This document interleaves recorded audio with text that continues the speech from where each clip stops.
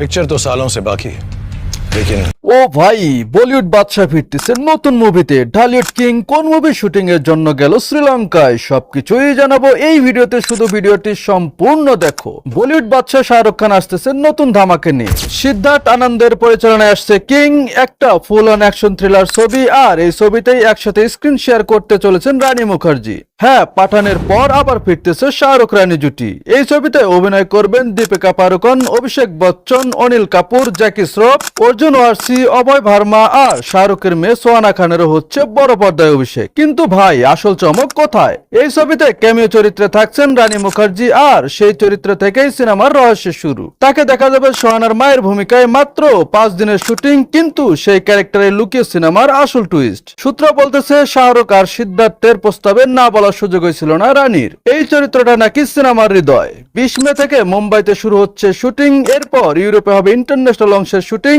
মুক্তি সম্ভাব্য সময় 2026 সালের অক্টোবর থেকে ডিসেম্বরের মধ্যে। সিনেমা প্রেমীদের জন্য এই কামব্যাক এক কথায় ড্রিম প্যাকেজ। শাহরুখ রানী মানেই কুসকুস হতা হয়, চলতে চলতে কাবি আলবিদা।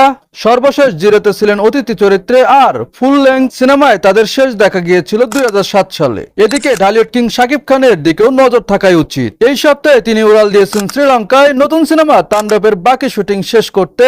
আসন্ন কোরবানি ঈদেই মুক্তি পাবে ছবিটা, আর শ্রীলঙ্কায় হচ্ছে গানের কিছু দৃশ্য আর ক্লাইম্যাক্স অ্যাকশন সিন। শাকিবের সঙ্গে গেছে সাবিলা নূর, টেকনিক্যাল টিম সহ পুরো ইউনিট। ছবির প্রায় 70% শুটিং শেষ হয়েছে ঢাকা, রাজশাহী সহ দেশ জুড়ে। গেল বছর তুফান তোলা সাফল্যের পর পরিচালক রায়ান রাফি ও শাকিব খান আবার একসঙ্গে। ছবিটি প্রযোজনা করছেন শাহরিয়ার শাকিল, আর অভিনয়ে রয়েছেন জয়া আহসান, FS নাইম, আফজাল হোসেন অনেকে। বলিউডের কিং আর ঢালিউডের তাণ্ডব কাঁপাবে পর্দা। আপনার কি মনে হয় নিচে কমেন্টে জানিয়ে দিন। সো গাইস, আজ এ পর্যন্তই। ভিডিও ভালো লাগলে লাইক কমেন্ট শেয়ার করতে ভুলবেন না। চ্যানেলে নতুন হয়ে থাকলে অবশ্যই সাবস্ক্রাইব করে দিবেন। দেখা হবে পরবর্তী ভিডিওতে, ততক্ষণ পর্যন্ত সুস্থ থাকুন।